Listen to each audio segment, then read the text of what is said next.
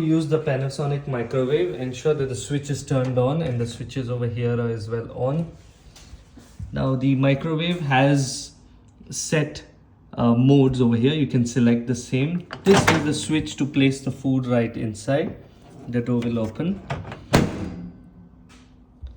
Now over here you have the specific clock timer. However, just to heat up food or to cook, you can always select the direct timer options that are mentioned over here. If you can see it clearly here, 10 minutes. You can also increase that by minutes by going up and down, 30 minutes. If you want to just increase maybe a minute wise, add this here.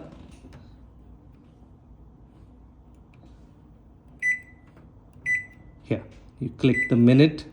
So minute wise it increases, even seconds. So if you click on seconds and then press up and down, you'll be increasing the number of seconds. Now all you need to do is later press start. Now in order to stop, instead of directly opening, what I would suggest you to do, just press stop, open, collect your food, close it back again, and just press this again to reset.